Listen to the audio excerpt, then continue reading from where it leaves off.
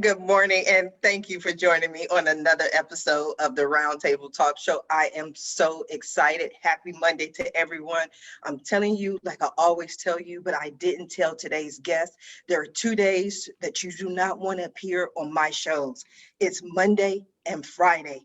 Monday, I've had way too much sleep. Friday, I haven't had enough sleep, so there is no telling what I'm going to say, what I'm going to do. But hey, we're going to wing it and see what happens. So I'm going to ask you to do what I always ask you to do, and that is to go out and be an evangelist for the Roundtable Talk Show. There's someone in your circle, someone in your neighborhood, in your network, your house, who needs this information. Maybe they're struggling right now. They're trying to build a business in the midst of a global pandemic. But our guests are here to provide them with resources, information, and strategies that they can use to be more successful in their business and in their life. So go ahead and share the show, because friends don't let friends miss out on the Roundtable Talk Show. So while you're going ahead and introducing your friends to the Roundtable Talk Show, I'm going to go ahead and introduce you to our very first guest, Miss Kara Latta.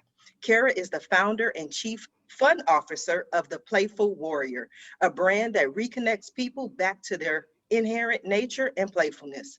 She is also a play and mindset coach and the creator of Thought Play. Thought Play is an innovative 8-week play journey that transforms your subconscious mind and uses the power of uninhibited creativity to cultivate self-worth and create a life that excites you. Good morning, Kara. How are you? Good morning. I'm so good. How are you? I'm fine. I was just excited to talk to you, because I'm one of those people that I would be like, oh, I don't want to do this, or I don't want to do that, or I don't want to work that job because it's not fun. And I'll be 45 in March, and people will be like, Sharifa, life is not fun. And I'm like, no, it should be fun. Tell us about yourself, Carol. Why do you think life should be more fun?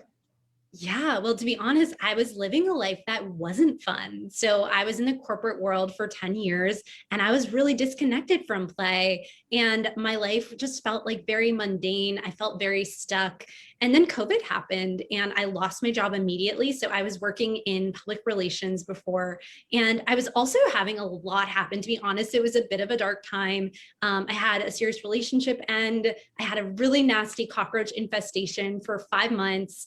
I had ongoing health issues. I had like childhood trauma I was working through. So my life was very, very heavy. And I thought back to like little Kara, and I used to be so playful. And right, we all come into the world so curious, creative, spontaneous. Then it's like, what happens? Sometimes adulting happens. So my question of myself was, how could I return to my playfulness, right? So I started challenging myself as soon as I lost my job to do one playful thing a day.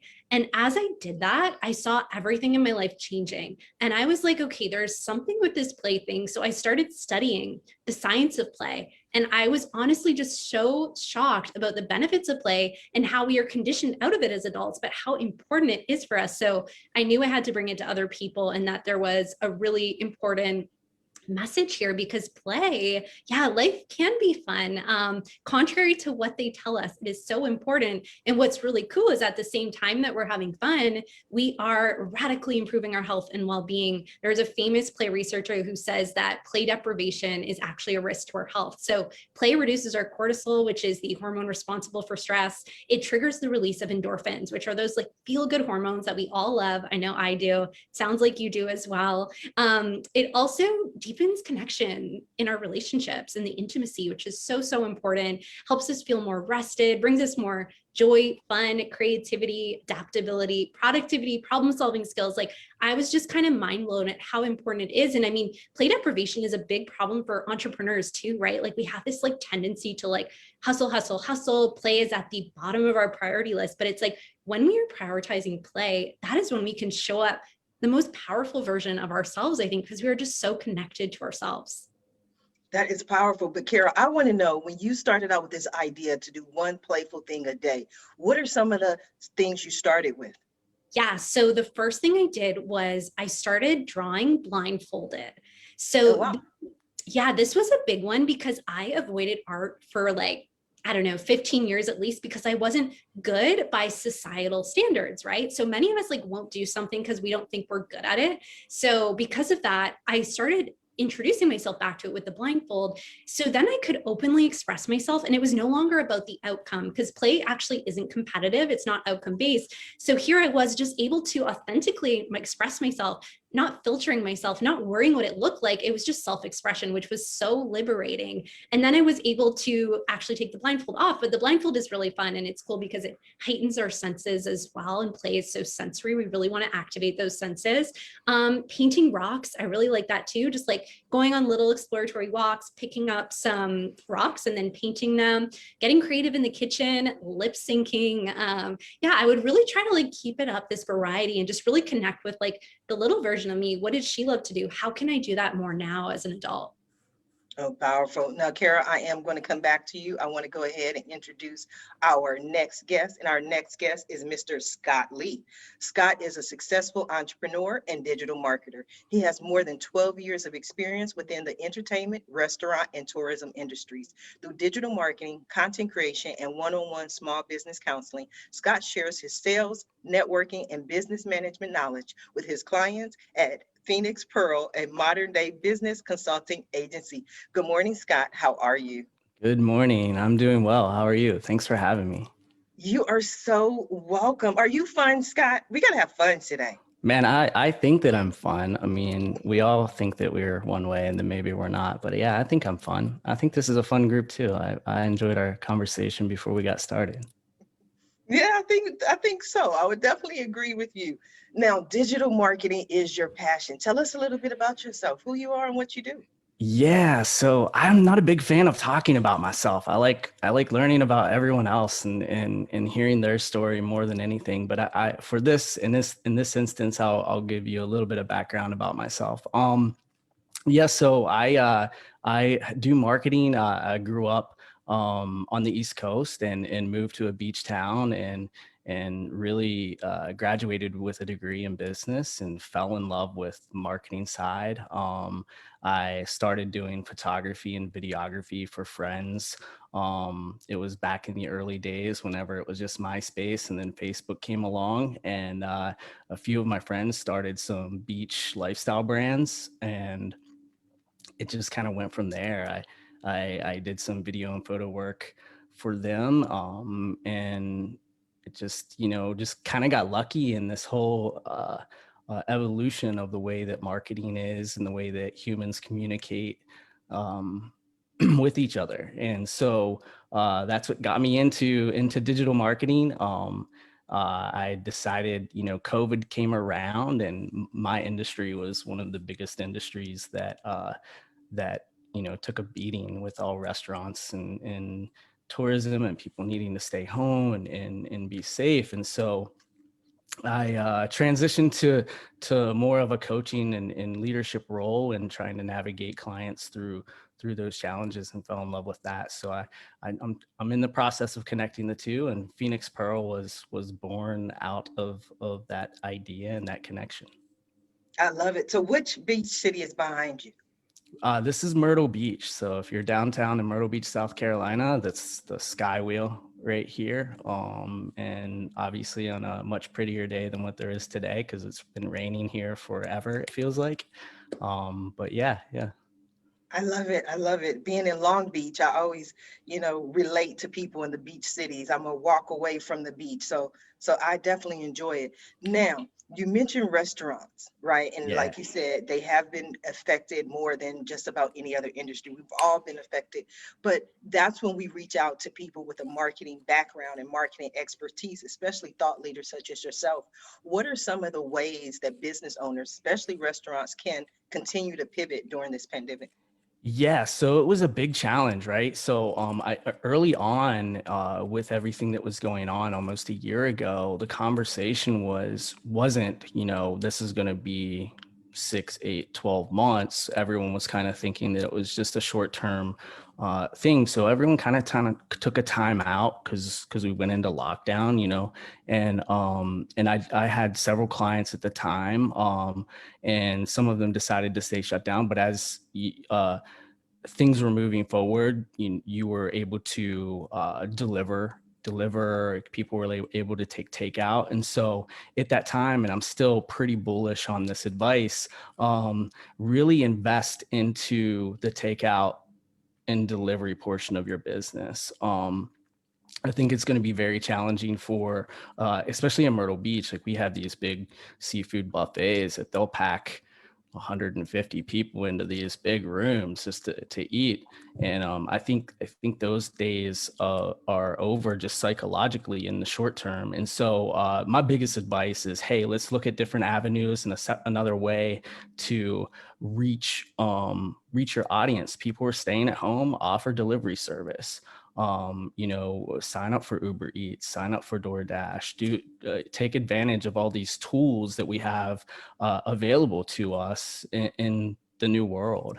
And I'm not talking new world within 12 months. I'm talking, since early 2010s, whenever social media and connecting with humans through your smartphone and through the internet became more of a mainstream popular thing. And so I think that restaurants, not just restaurants, I think every business can utilize that and find ways to connect.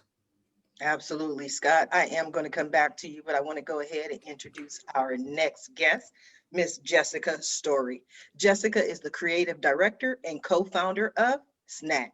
She has worked as a digital designer for more than 15 years with a wide spectrum of clients, ranging from startups to Fortune 500 companies. In 2012, she launched a digital agency called Create Great Things, creating websites and digital strategies to bring companies to life, which has spun off into multiple business partnerships, including Stock Press and Snack. Good morning, Jessica. How are you? Hi, good morning. Thanks so much for having me here. So nice to be with everyone.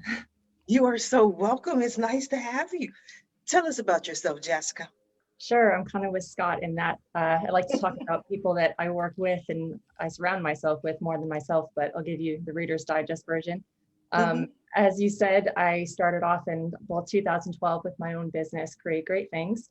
And I have surrounded myself with some really incredible people who do things that I could never dream of doing. And with them and myself, we've spun off a couple other businesses, Snack being one of them. Snack, we did start during the pandemic, which is kind of crazy.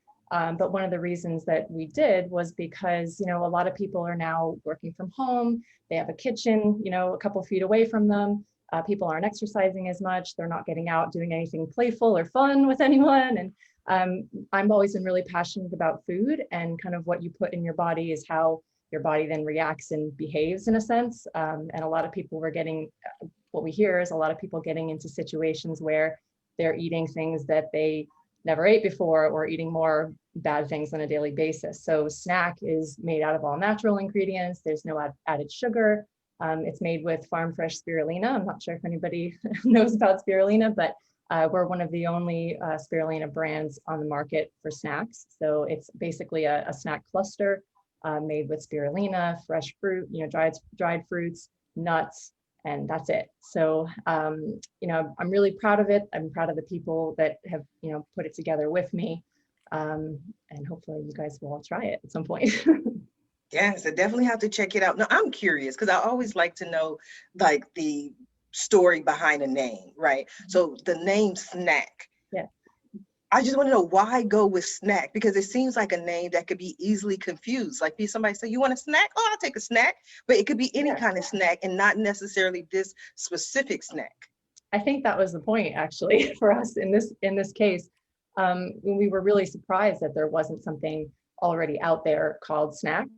And this is, for us, just the beginning of, the kind of products that we might offer. The spirulina clusters and spirulina powder are just the start of it in our mind. I mean, we pretty much launched in September, October last year, so we haven't been around for that long. But the first thing people say when I tell them about it is they go, well, what's the name? Snack? And I said, yeah, it's actually Snack. And the first thing, is that isn't a thing already. People don't, it's not out there, and it's not. So I think that was kind of, why we did it. It was all very random, to be honest. And I can't take credit for coming up with the name. My partner, Ian, came up with it. So It's interesting, just snack. I like it. Now you mentioned there's a powder. What is the powder? yeah, so spirulina powder, it's spirulina, it's farm fresh spirulina, and you can mix it in with soups, oatmeal, smoothies. You know, it's really good vitamins, minerals, plant-based protein. You know, plant-based is a really big thing right now. Full disclosure, I'm not plant-based, but I like to say that I'm, you know, food-based, which means I like to eat real things, things that, you know, aren't processed, things that are actual food. And I think snack falls into that. Wow. So before you launched this product, did you do market research? Did you take a look at what people were eating? Because one of the things that I talk about is when I initially came up with the idea for the show, I did a 7-day juice cleanse and drank more water and got, you know, just really mentally, spiritually, and physically ready to do the show. And then the pandemic hit and I was at McDonald's ordering cafe lattes, mocha lattes every day because I needed something to make me feel better. And if there was something that was healthier, I probably would have grabbed it. But I think there were a lot of people around the world who did the same thing. Yeah, I think you're right. And yes, we did. It's funny, there's 7 people involved in Snack, and we all live in different parts of the country. And when we launched Snack, none of us had ever been together in person. So there are 5 people on the team who I've literally never met, you know, other than a Zoom or a Google Hangout or something like that. And we did do a lot of research around, you know, what other brands were doing. And, you know, like I said, plant-based is a really big thing right now, and people are trying to move away from, you know, animal products and artificial foods. And, you know, the no added sugar thing, one real big thing for me is that I have tried every diet for no other reason than I really like to try different foods. And none of them really felt like they were sustainable. You know, I couldn't say, oh, I'm doing paleo and for the rest of my life, I'm never going to eat grains. You know, it just wasn't, I just couldn't wrap my head around that. And what I love about Snack is that it fits into every kind of diet. So whether you're vegan, paleo, you know, gluten-free, dairy-free, you can have this snack. And so I felt like it was more promoting just healthy eating and healthy living versus, oh, you know, I'm going to be vegan this month, so I can eat these types of foods. One other thing that I think people are starting to realize or notice now is that a lot of these foods might have sugar in them. They're in a different type of form, like coconut sugar or something like that, just to fall into a specific type of diet. And, you know, we don't use any added sugars. It's all natural sugars from dried fruits. So. Powerful. Jessica, I'm going to come back to you. I want to go ahead and introduce our next guest, the lovely Miss Simene Walden. Simene has been recognized as a distinguished educator throughout her 15 years of teaching in urban and rural communities. She helps to establish and maintain positive professional relationships with school leaders, colleagues, students, and families. She has supervised teams as team leader and department chair. She has been a mentor to several assigned and non-assigned new and beginning teachers. After relocating to Maryland, she found a new love for the subject she teaches and started writing and publishing her own books. She serves educators and leaders as they share their stories through written or verbal communication. Good morning. How are you? Good morning. How are you? Thank you so much. This is so fun and relaxing, and it's like, it's not like school at all. Hey, wait, I might have a pop quiz. You never know. I've been taking notes. Everyone does for some reason. I don't know. So, Simene, tell us about yourself. Who are you and what do you do? So I am Simene again, and thank you so much again for the opportunity. I am from North Carolina. So when Scott talked about South Carolina, I said, ooh, I love it. So I'm from North Carolina. I live in Maryland. I moved here about 6 years ago. I was in a situationship. I thought I was going to work out, and I ended up coming here by myself. I was a very sad and depressed woman, didn't have play in me at all. All my play was gone, and I just came and I worked, and I hated it. But the students that I taught that year really lifted me. And so I'm just a woman who's on a mission now to help as many people as I can to share their story, to overcome any traumas or things that they have done. I am the baby girl of a sweet mother. I have 2 older brothers that I grew up with. I have 2 other brothers and a sister. And I'm just out here living life. That is powerful. What are you passionate about as far as work or entrepreneurship? Is the freedom to truly be able to do things on my own terms and not be hinged up by politics and rules and expectations of people, but I go with the expectations that God has for me and that the ones I have set for myself. That is freedom. That is definitely freedom to be able to do what you want to do. Now, you mentioned authors. I know during this global pandemic, people had so much time on their hands. They started writing new books, writing scripts, doing everything they've ever dreamed of for the last 20, 30 years happened in 2020. Tell us something about some of the stories you've been able to share. So my first story was, I kind of share what I went through prior to coming here. And when I got here, my first book, so it was a prayer and devotional book for the school system. And I dedicated to the students that I actually had that year because they really, really helped me. And so it stemmed from devotional books, prayer books, self-help books, books about writing. I have some ebooks out, and then now I help other people write their books. So that's from children's books to dramas and plays and to autobiographies and biographies. Are you only focused on a certain demographic, genre?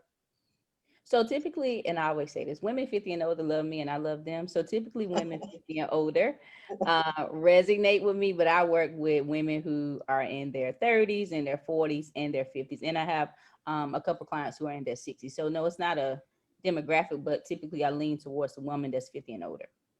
So basically, I'm too young to work with you. Yeah, probably. Maybe I got another book coming out. I do not know. But I want to go over to Scott for a minute. It seems, Scott, that you're a digital marketer. You help people get their message out there. When you have a client, and we're going to say, for instance, Kara was your client, and she wants to get this play idea out, what are some of the first things that you recommend or say to potential clients? Well, I mean, I think that, so with Kara, I mean, entrepreneurs are inherently playful. Like we enjoy thinking outside of the box. That's why we do it. We don't like, I mean, even if we like structure, we like to think of ways not to have structure. And so I think a big point for her would we deep dive into who her current clientele is, look at that entrepreneurship genre and demographic of individuals, and create a story around her and what she's doing, and share that with those people. That's a good place that we'd start. I mean, each person's individual. I got to learn more about what you do in order to be able to best represent you or give you advice on how I think you'd be most impactful. Yeah. So Kara, tell us a little bit more about what you do and the type of clients you're looking for. Yeah, so honestly, similar to, well, Simene, like I don't have one age group. So I'm working with people in their 20s, 30s, moms. Moms is a big one, actually, I find, which is very interesting because like moms have kids, but they never play for themselves. They only play for their kids. So it's really important for them to learn to fill up their own cup and have their own playtime. And actually, I've seen people in their 60s as well, 50s and 60s, who really want to reconnect. They feel really isolated in the pandemic right now. So for me, it's like play is for everyone because we are all so inherently playful and is so important for our health. So I don't limit who I work with.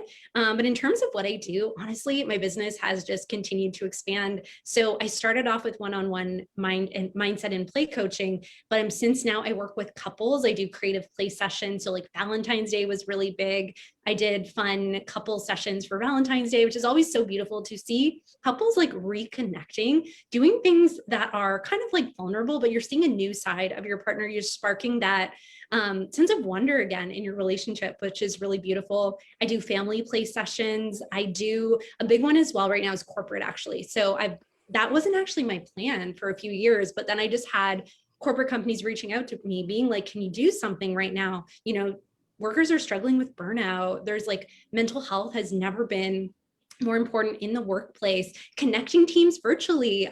So I'm in Canada, I'm in Toronto, like the lockdown is very serious. You definitely like can't see anyone right now. So we need to find ways on Zoom to connect teams. So that is my goal, is really just like connection on Zoom, connection to self, as well as people around you, because it's so isolating. So I know that's a really long answer and there's like all these things I'm doing, but I just like being really open to kind of what comes, like kind of Scott, what you were saying. It's like, I don't stick to structure. I am so open and adaptable. That's really comes from like the playfulness inside of me. And I love to problem solve and figure out how can I help more people. Ultimately, that's really my goal, is like helping people. And that's what brings me joy. And I know it brings other people joy as well.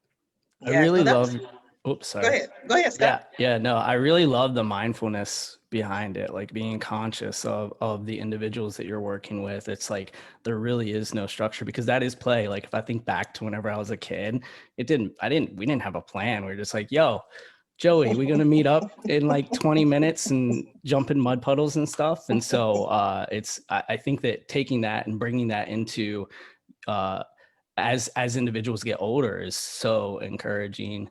I know for me, like there were several times where I was feeling burnout, and I was like, how do I get around this? And I started looking into it, and what I found is I want to connect with you after this, because I think that there is play that helped me get through those times of burnout, and I would love to explore that some more myself personally. Amazing. Yeah. I would wonder too if play, it can be all sorts of different things. I mean, there's probably no actual, this is what play is, right? Because I think we can't make plans now, right? I mean, Scott, to your point about even when you're kids, just kind of going out and doing anything. I was just speaking with someone the other day about it.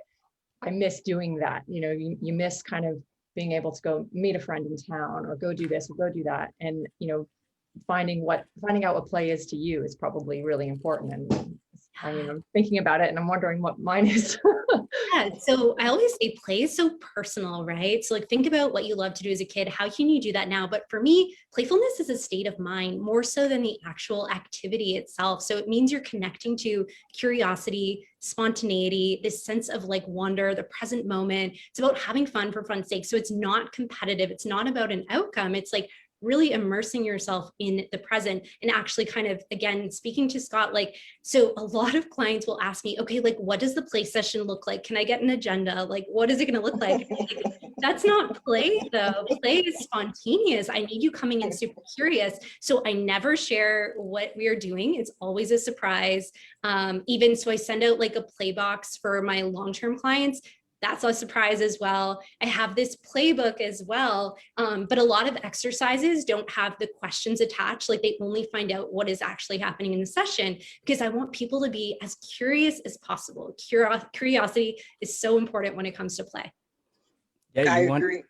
everyone to step outside of that box, right? Like you, if they already have this idea of what it's going to be, they're putting themselves back in the box you're trying to pull them out of. That's so cool.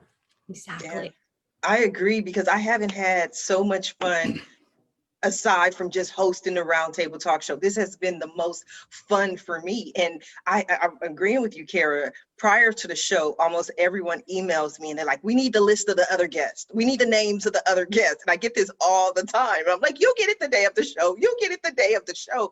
But people just want the control, or I'll get the long list of what are the topics? What are we going to be discussing? I need the names of the guests. And I'm like, but that's not any fun. Like, just sit down and be curious, because then you can ask questions and we can learn.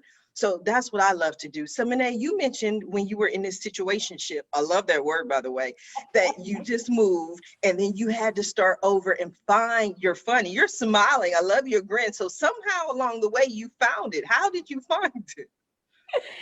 I found it because I really had to start taking a look at myself, because I love to smile. I love to laugh. But over the years, I realized I was this very mean, mad, like the stereotypical, just angry woman. And after a while, I was like, I don't want to be like this. The students would tell me stuff about myself and I would get mad, but I knew it was true. So I was like, well, wait a minute. And I really started doing inner work in myself. And it was really with those students, I started seeing a lot of me. And I had to start dealing with some of the traumas and the issues. I think Kara talked about some of the issues and traumas that I dealt with and that had happened to me. And then I found mentors and coaches where I could like start talking about it. I had small groups where I would go and really kind of talk about my things. And one of the things that helped me was realizing that as a child, the things that happened to me, it wasn't my fault. And it lifted like a burden over me. And then I just started sharing and people was getting encouraged. And after a while, it just lifted my spirit. So now I like to have fun. So when they were talking about fun, like when we're in school, with this whole pandemic, we have lots of fun in my class on Zoom. I don't make it serious. I don't make it some dreading thing. We spend a lot of time laughing and playing. And one thing the students told me, because I asked them, do y'all still play with toys? I teach 8th grade. And they was like, no. And I was like, come on now, I know some of you do. So then they would type in the chat, yeah, I do. And then I was like, oh yeah, I do. It's like, it's nothing wrong with still being a child and having fun. And one even shared, his name is David, that as a child, it was very creative. And it's like, you know, as you grow up, because they'll tell you, I don't say this, but a lot of teachers say, you know, you're 8th grade, you need to mature. Well, they're still 8th graders. They're still 13, 14, 15. They laugh, they fall out the chair, they do all kinds of stuff on Zoom. So it's like those things right there keep me young and it keep me fresh. So it's like I work with older women who are publishing their book, but then I turn around and I go with young children who still keep me updated. So that's what has helped me really share my story, being around those children, hearing other people's story, and you realizing you may have went through some bad things, but if you hear what other people went through, you are grateful for your own story. Absolutely. That's why I do the show, so I can hear all these different stories. Now, Jessica, you mentioned 7 people never met actually in person. How do you keep the fun? How do you keep the connection? How do you keep people engaged when they're all over the world? We do a lot of video calls. I have never been on more video calls in my life. And I've always worked from home, you know, since day one of you know, having my own business. So this wasn't that much of a transition for me. It was a transition dealing with other people who hadn't worked from home and having, you know, kind of getting around that in the beginning, because most of them didn't. And now everybody's here and you're in their homes. I mean, you're in my office room, we're in, you know, various places, and it's very personal, right? But we, you know, with Snack, we did a lot of weird things, you know, we tried and sampled the product from home. So it was being made up in Rhode Island and sent down to me and sent all across America multiple times until we got it right. And it's, you know, probably took a little bit longer, but it was still fun. We made it fun. So you had snack tasters. They Yes. would taste it and they would say, no, this needs a little bit more this needs a little bit more that, go back to the drawing board. Yeah, 100%. And multiple times, you know, over the course of a few months, we did this as a team. And, you know, I think we finally decided it was time to stop once everybody agreed, you know, on the last round. I mean, everybody said, this is it. This is what it should taste like. And, you know, it was just a really cool experience. And it would have been a much different experience, I think, if, you know, we had all been together. It probably would have gone a lot faster.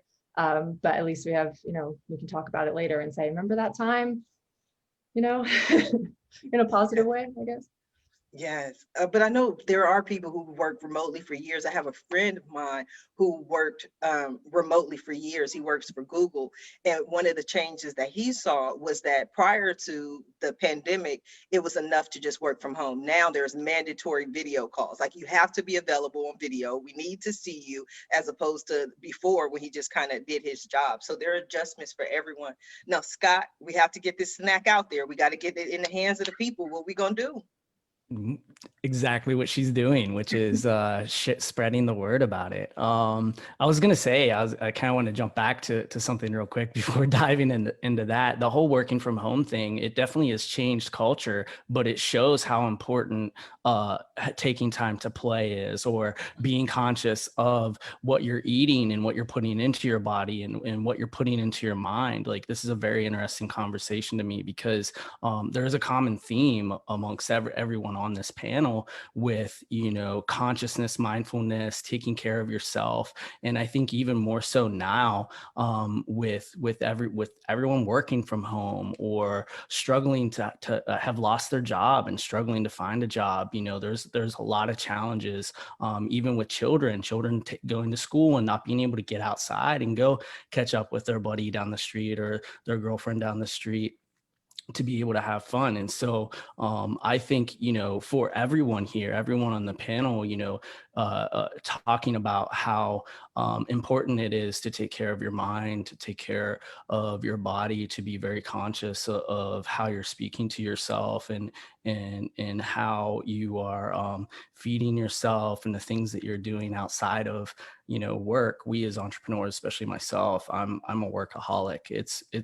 It's very difficult for me to step away from it. I've worked from home for 14 years. And so that's normal to me, but it is challenging to separate yourself from being in work mode all the time. And it's also very easy as a professional to not eat healthy and to kind of get in your own bubble and mentally not be able to get, past the current situation just because you are by yourself and you're in this thing. As far as pushing snack, just education. I think that when it comes to anything online, people like to be learn stuff, or they like to be entertained. And so that's typically whenever I have conversations with people, that's where we start. We kind of take a look at it, what they're doing, how their current customers are reacting to their product, and then figure out little cool, interesting ways to kind of tell that story to those customers and to attain more. Mm.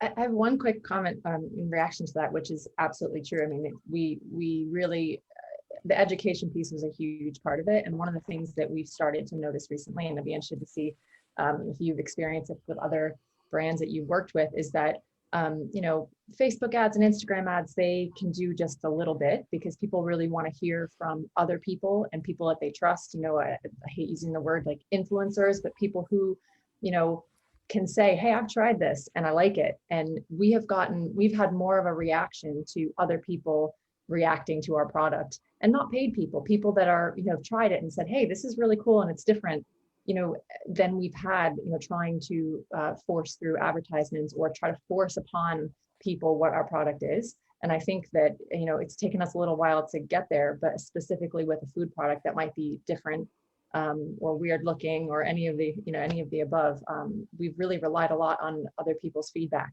And I think it's been a big part of it. Yeah. So, I mean, I know that like the word influencer is kind of looked down upon, and a lot of that is just because of what it was when it first became a thing. Like people just, it's not the right type of influencer. But if you think about it, if you need a painter or someone to come work on your house, you're more likely going to use the person who your cousin or your brother or your best friend used and referred to you. And so it makes sense. In social media and the digital world is really it's the new water cooler. It's no different than meeting in person. It's just that it is different because it is online.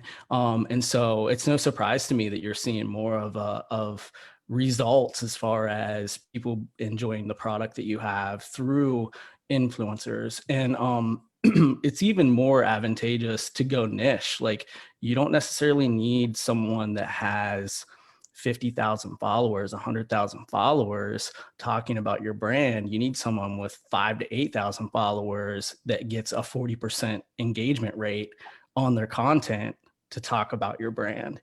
And you really want to align with people who fit inside of your mission. And it sounds like that you're doing that. And that is one avenue that we take. We use Facebook and Instagram and LinkedIn ads, things like that, Google ads. That's just awareness. We do target niche audiences in that because the ability to do that is great. But you're 100% right in the approach that y'all have taken as far as especially with a food brand. I find that like the food brands and very specific brands work better inside of an quote unquote influencer space. But it doesn't necessarily always have to be someone with huge following. I would love to follow up on that actually, because in my previous career, I did a lot of influencer work, and especially what Scott is saying with the micro influencers. So I was working for this massive hotel company. We had a referral program. So essentially we would work with these big influencers and they could get $40 off for their followers for their next stay. And what amazed me the most was that these people with hundreds of thousands of followers were like getting no bookings. It was always the people with like 5 to 10K followers where they had this really engaged audience where we were actually driving results. Because before we had this rule that it was only 100,000 followers and up that we would work with, but that strategy just wasn't working, right? And you never know like who's like buying followers, and that can get so tricky as well. So yeah, definitely just wanted to also say that like niche is the way to go. The micro influencers are really amazing. And that was what I saw results for my previous clients too. Yeah, and I mean, as a human, it's a lot easier to create personal relationships with less amount of people, and you're going to influence a greater amount of the people that you know if you're not spread so thin and treating everyone as like a one or a zero, and so it makes sense that the niche, influencers, I don't even know if that's even the proper word to use anymore, because it literally could be, your neighbor right around the corner that is really into wood carving and has a bunch of people that follow him and he engages with there.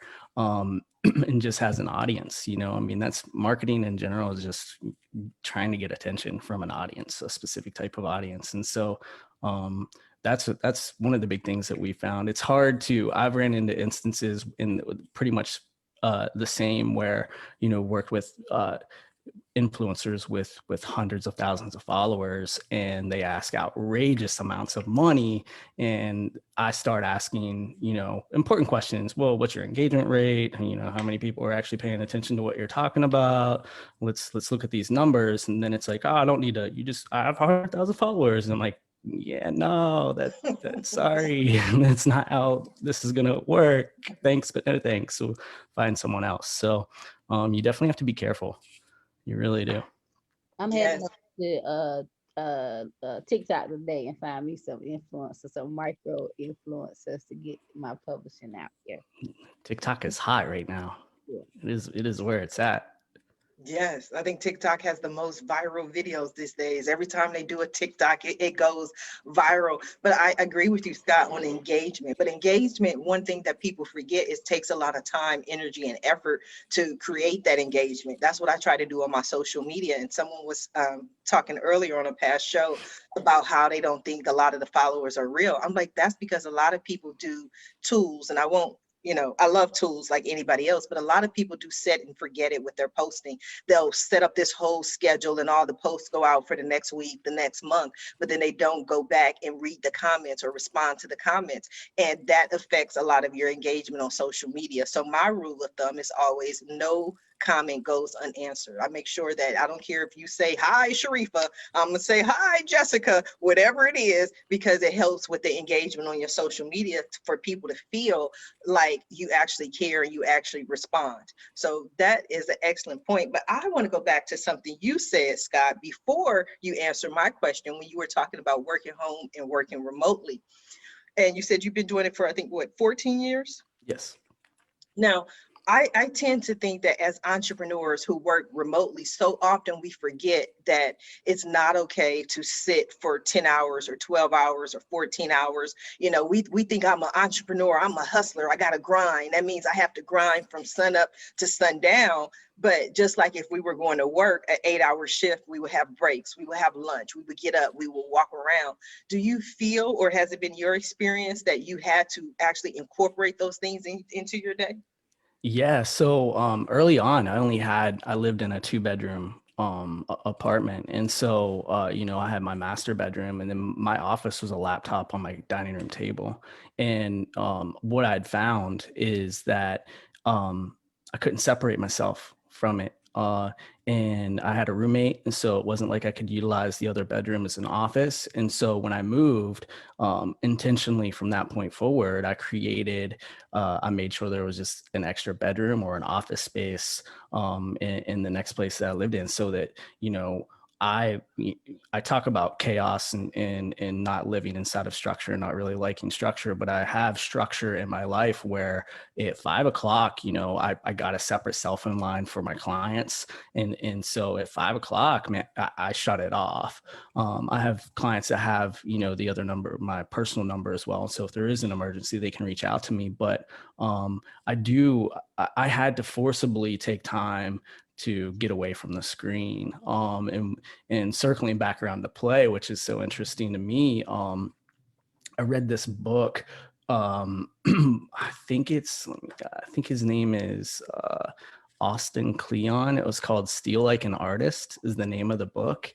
And basically what he was talking about is, in order to avoid burnout or to get yourself out of this singular path, of constantly hustle, because constantly hustle isn't always a good thing, right? Like if you're mentally fatigued, you're not operating at 100%. So you need to be able to relax. And so he hit one of his suggestions was, if you work digitally, to if you're writing on a computer, writing a book on a computer, or you're drawing on an iPad, to take a step away and write letters, paint with your fingers, draw with crayons. And so I started doing that. I started drawing and painting and stepping away from the digital world, and the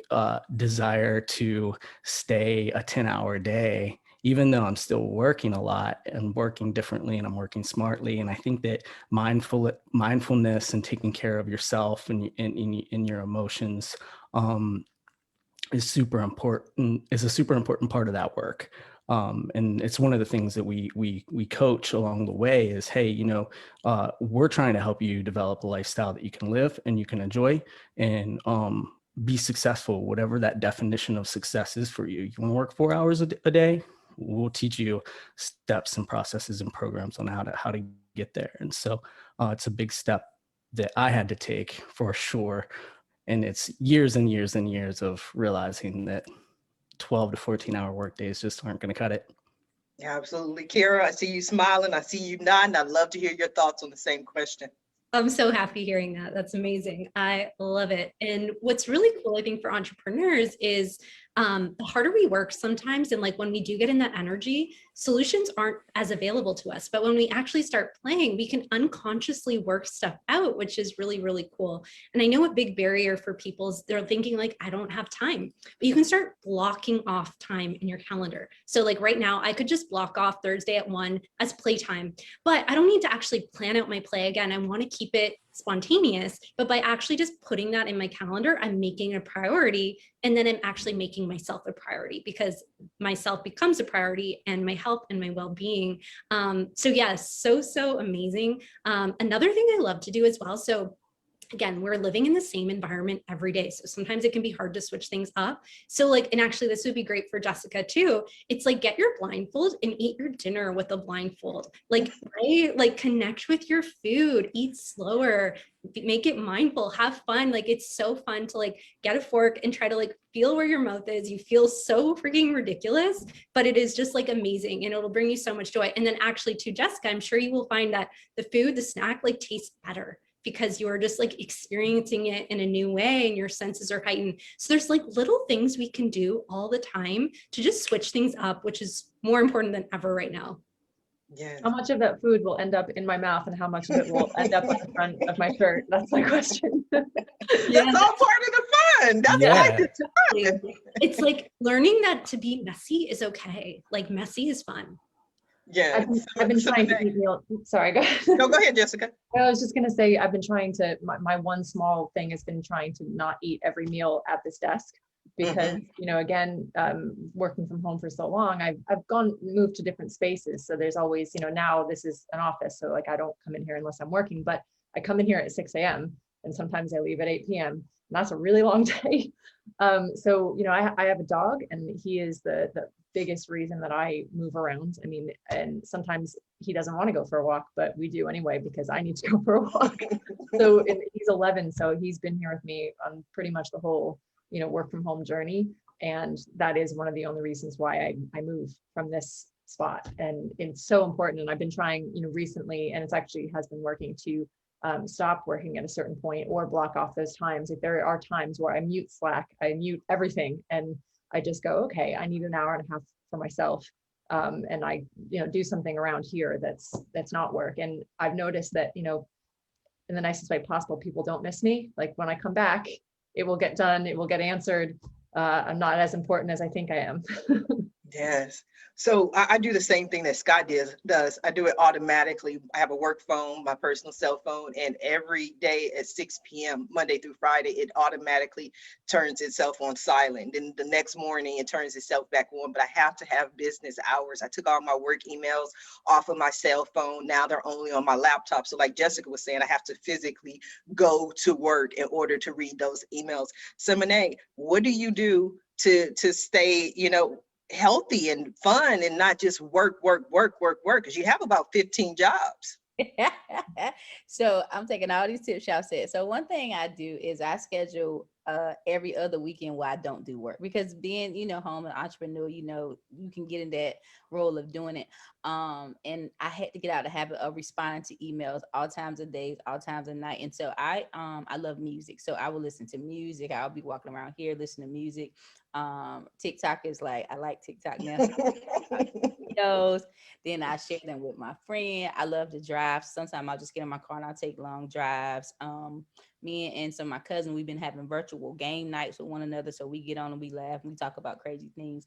Or I'll just sit here and I'll just lay in my bed, because for me, a lot of times just bringing my mind down, especially when you have people dealing with heavy things and, you don't want to deal with it. So I watch TV, I laugh at TikTok, I'll make my own videos that I never post, but they're very entertaining to me. So those are most of the things that I have been doing in the last couple months. So why don't you post the TikTok videos?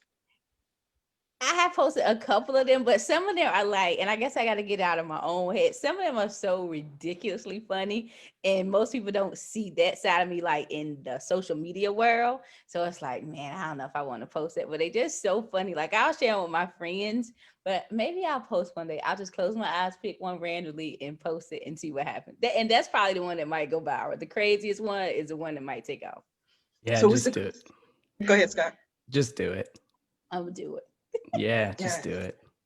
So what's the craziest TikTok video you've created thus far?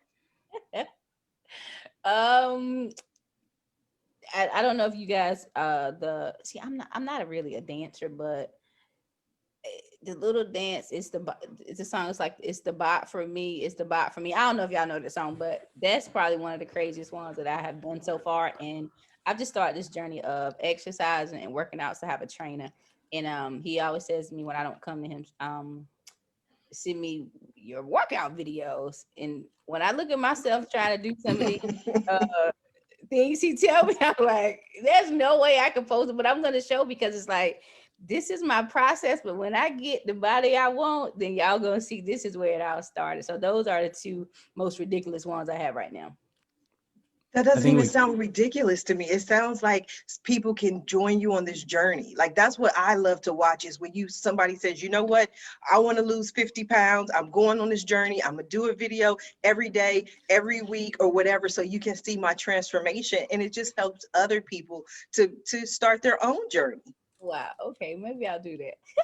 Yeah, the best thing you can do is document, and not forcibly create, because that's telling the story of who you are. And back to like the niche, 5 to 10,000 person influencers. The reason why they're so influential is because the people who follow them are invested. They're invested in their story, and so it's very easy. I mean, not very easy, but it's very simple to become a quote unquote influencer when you're being truthful to yourself and you're sharing who you are. I mean, you're a gem, you glow. And I think that people would love to see those TikToks. I know I would. If you want to send that my way, I'm 100% going to follow and be a fan. So you just let me know what we can do. I would also love to see Jessica blindfolded eating her snacks. I think that would be an amazing TikTok. I promise you did not want to see that. Oh, girl, I do. No, we are good. I've had so much fun today. I love how the shows always come together in some form or fashion. It's been a great show. I love to just allow all of my guests at the end of every show to just simply speak directly to the audience, to everyone who is watching this show live, as well as everyone who is watching in the archives, and let them know what you want them to take away from your appearance here today. And we're going to start with you, Jessica. I think that the one thing I would say to anybody is that, this is definitely a time right now that nobody expected, but it doesn't mean that you can't do or try to do something that you're, been passionate about. It doesn't mean that you have to start your own business, but, like everybody here has said, play, do something fun. Don't get so inside your own head, because I do think that's what a lot of people are doing. I've done it in the very beginning. I've done it yesterday. People get really down, they miss their family, miss their friends. And I think just trying to open your mind up to opportunities that you may not have thought existed would be the one thing I'd say. Absolutely. And what about snack? Where can we get a little snack? You can get snack on getsnackbrand.com or on Amazon right now. Retailers coming soon. There's some in the Northeast, but more retailers coming soon. Fantastic. I love it. Simene, what do you have for us? Listen, I would say, smile a lot.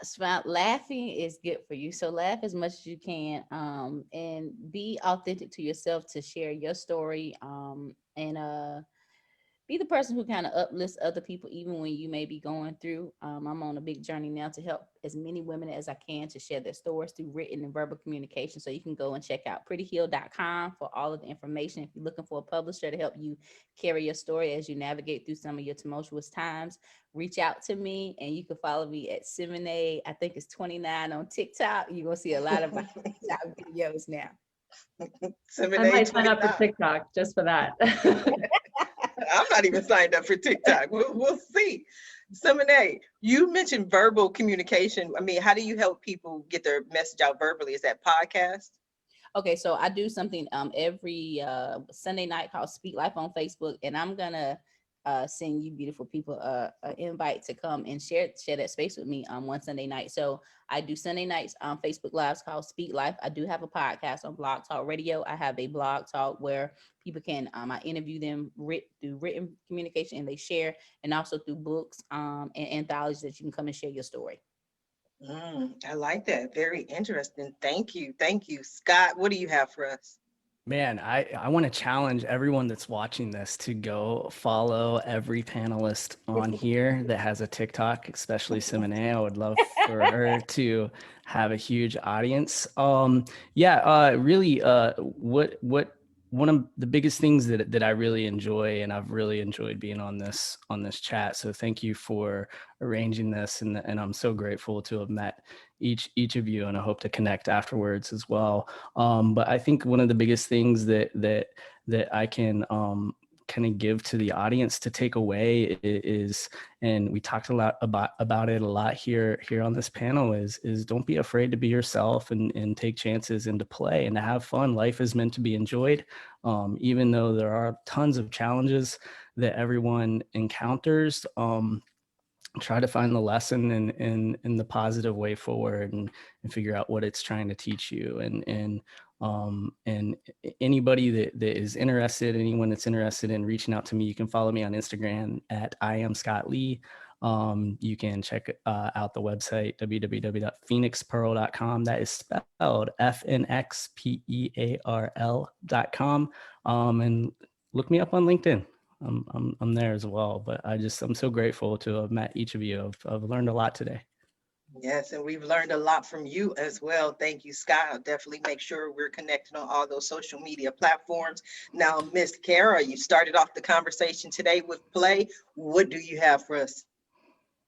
Thank you so much again for having me. It was so wonderful chatting with all of you. I've really, really enjoyed this. And I hope taking away today is just you realize how important play is, and you add it to your priority list. It's no longer at the bottom. You've just like inched it up and it's at the top now, and realizing that play is not selfish. So a lot of times we'll think that it's like selfish to take care of ourselves, but the more we take care of ourselves, actually the relationships in our lives improve as well. You know, your kids, your partner, your family, they're actually going to reap the benefits as well. So I hope that you declare you are going to play more, because this is so important, and you are so important.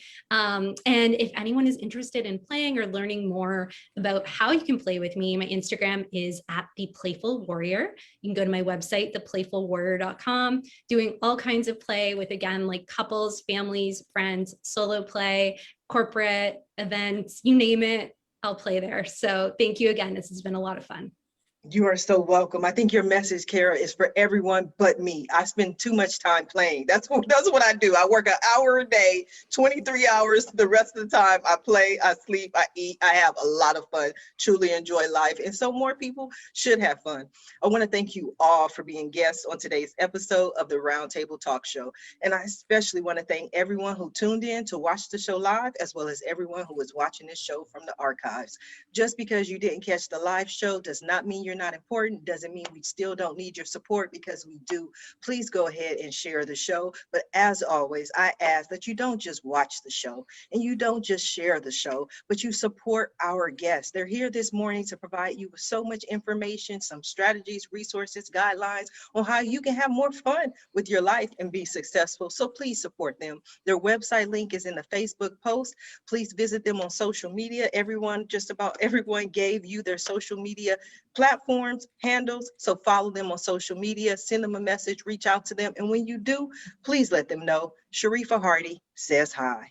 Now, if you're interested in more ways that I can help your business, or maybe you want to be a guest on the Roundtable Talk Show, please visit my website at asksharifa.com. Until tomorrow morning at 8 a.m. Pacific, everyone have a safe and a blessed day.